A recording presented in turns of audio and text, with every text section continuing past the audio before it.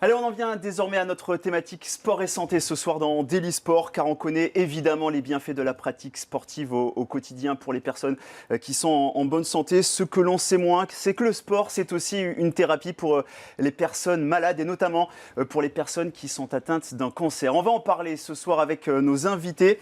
Jean-Marc Descottes d'abord. Bonsoir Jean-Marc, cofondateur de l'association Camille Sport et Cancer, et vous êtes également un ancien membre de l'équipe de France de karaté.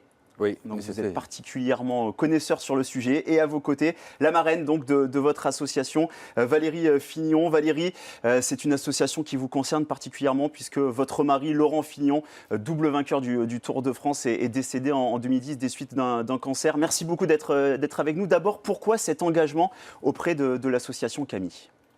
Cet engagement me tenait à cœur parce que quand Jean-Marc Descottes m'a proposé d'être marraine de l'association, je me suis dit, bon, je suis concernée par deux sujets, le cancer, avec le décès de mon mari en 2010, et je travaille dans le sport de haut niveau, donc je côtoie énormément de sportifs au quotidien, des champions olympiques, paralympiques, donc de rejoindre la Camille me plaisait beaucoup. Alors votre association Jean-Marc, Camille Sport et Cancer, a donc fait un constat qui peut paraître surprenant, mais donc le sport permet de lutter contre la maladie et surtout de mieux supporter le traitement pour les personnes atteintes d'un cancer. C'est ça, en fait vous avez aujourd'hui un tas d'essais cliniques qui vous montrent que plus les capacités physiques des patients sont maintenues à des niveaux assez élevés, plus l'efficacité du traitement est là. Alors, on va écouter justement les précisions du professeur Michel Attal, directeur de l'Oncopole à Toulouse. On en parle après, il annonce des chiffres qui sont vraiment incroyables. Écoutez-le.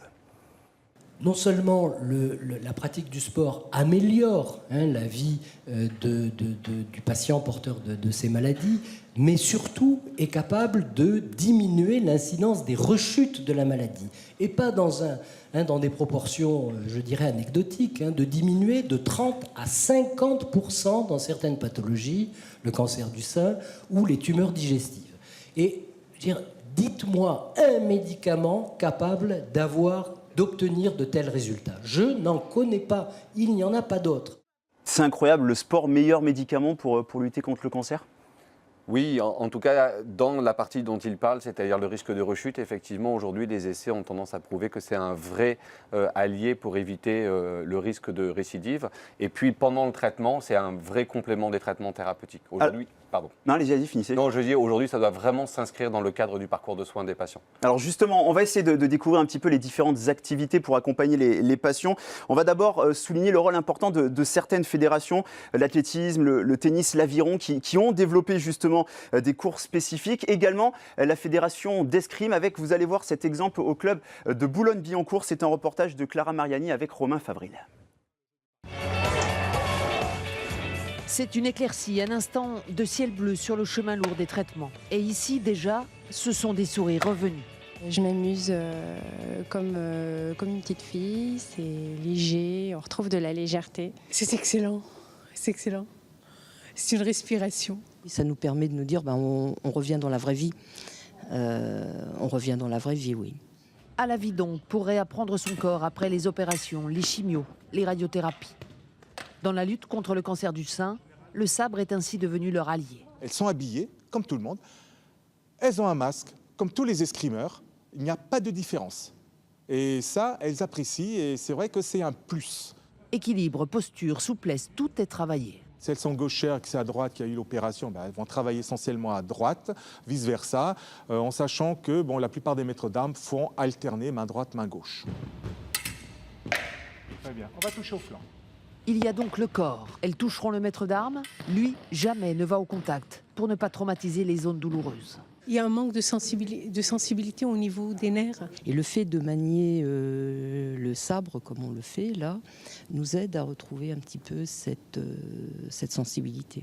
Il y a l'esprit aussi.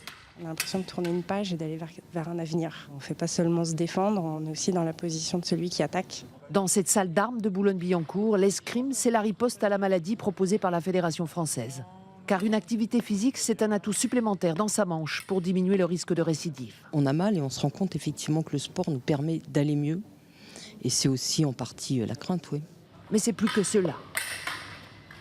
Tu te poses et tu prends soin de toi. Je prends ce qu'on va dire des leçons de vie ou des petites choses qui nous paraissent difficiles. Quand vous avez fini la séance avec elle, vous revoyez la vie autrement. Parer, riposter, la vie tout simplement. Un très beau sujet de Clara Mariani. Valérie, ça représente ce que vous vivez lorsque vous êtes sur le terrain auprès des personnes justement qui pratiquent du sport en étant malade? Oui, alors je vais reprendre l'exemple de mon mari. Quand il était en traitement, dès qu'il allait bien, on partait faire un petit peu de vélo, une petite sortie tranquille. Et il jouait énormément au golf. Donc pour lui, c'était très bénéfique de faire du sport pendant les traitements. Et c'était également utile psychologiquement pour lui. On va parler de l'aspect psychologique dans quelques secondes, mais c'était également important pour lui de s'évader en pratiquant du sport. Oui, parce que quand vous êtes malade, la maladie, elle est en boucle. Vous l'avez en boucle dans la tête, c'est sans arrêt. Les sujets de conversation, c'est que ça. La famille vous appelle, on parle que de ça. Donc quand on fait du sport, on oublie un petit peu, on met de côté 5 minutes, 1 heure. Ça fait du bien. Alors Jean-Marc, ça va vous intéresser parce que le club de Boulogne-Billancourt aimerait ouvrir un deuxième créneau. Il n'y en a qu'un seul par semaine. Mais finalement, même si la mairie de Boulogne-Billancourt est d'accord, ils n'ont pas aujourd'hui les moyens financiers d'ouvrir un deuxième créneau. Est-ce que c'est un problème qui est récurrent en ce qui concerne le sport et le cancer ? Alors c'est un problème qui est récurrent même plus généralement en ce qui concerne le sport et la santé, c'est-à-dire qu'on a envie que le sport soit vraiment un outil de santé, mais qu'aujourd'hui c'est très difficile d'avoir des moyens financiers qui viennent soit des collectivités, soit des institutions pour pouvoir le faire. Donc il y a un système, il y a un petit peu une injonction paradoxale dans ce milieu-là. Oui. Alors Jean-Marc, on va revenir à votre association Camille Sport et Cancer. On va découvrir la liste des activités que vous proposez, des activités physiques. Elles sont nombreuses, on en connaît évidemment quasiment toutes. Karaté, yoga, natation, course à pied. Il y en a une en revanche, la toute première en haut à gauche, le médiété. Et on va découvrir des images de Charlie Fort-Boursereau qu'il a tourné à l'Institut Curie à Paris. Et on remercie l'Institut Curie de nous avoir ouvert ses portes. Présentez-nous donc, Jean-Marc, le médiété.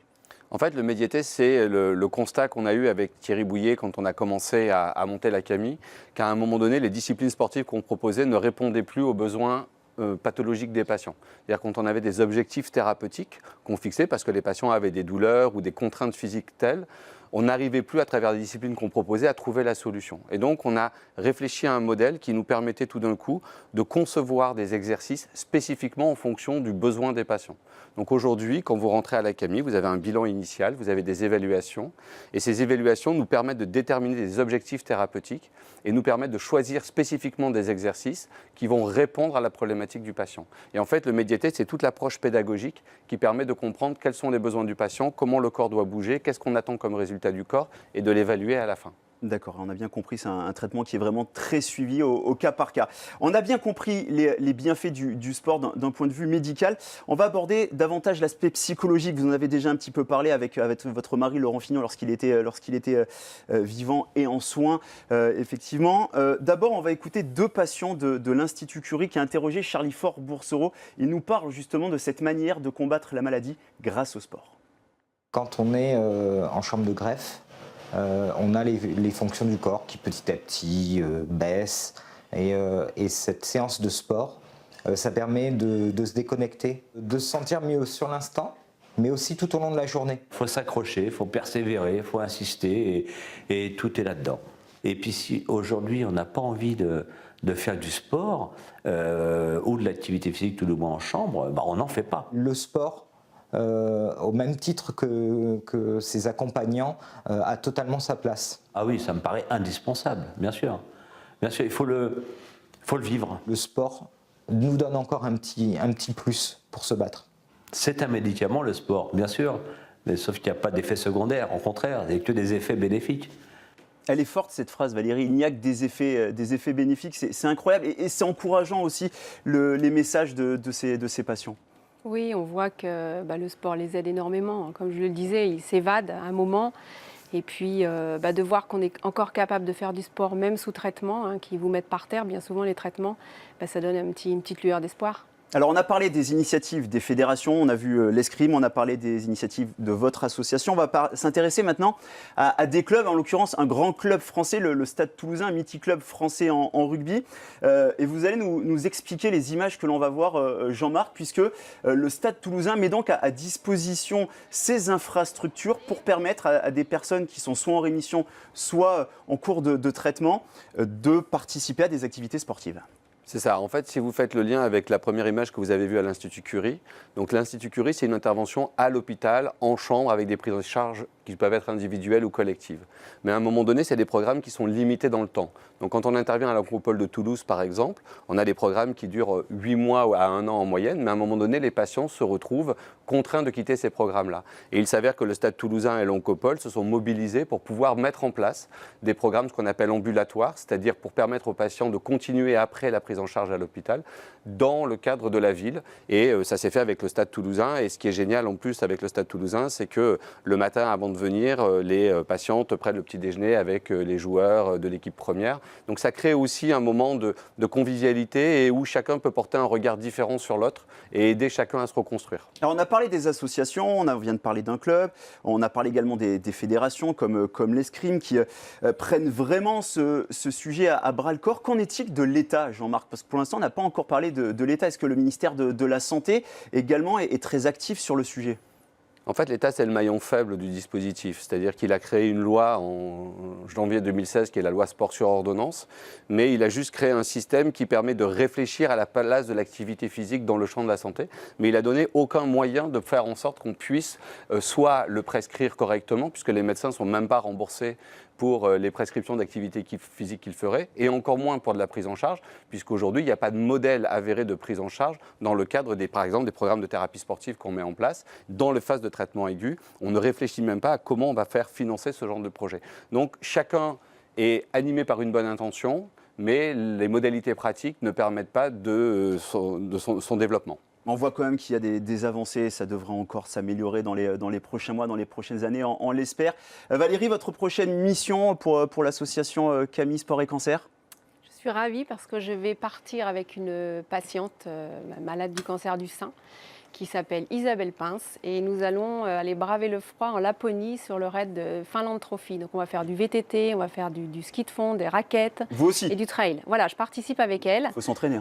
Donc on va s'entraîner et elle a cette petite lueur d'espoir au mois de janvier et elle est ravie de partir et moi aussi je suis ravie de faire ça avec elle. Merci beaucoup à tous les deux d'avoir été sur le plateau de Daily Sport parce que évidemment c'est un sujet qui nous touche forcément de près ou de loin. Et pour ceux qui veulent des informations, on rappelle votre association Jean-Marc, Camille Sport et Cancer avec donc ce site internet www.sportetcancer.com.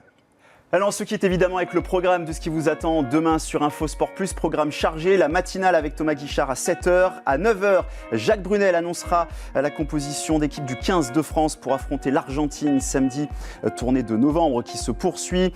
Ensuite à 17h, la conférence de presse de Didier Deschamps, veille de match Pays-Bas-France, on parle de Ligue des Nations et puis on parlera évidemment de rugby à 18h30 dans le journal du rugby avec comme invité Yannick Nyanga, parrain de la Coupe du Monde 2023 qui se déroulera évidemment en France.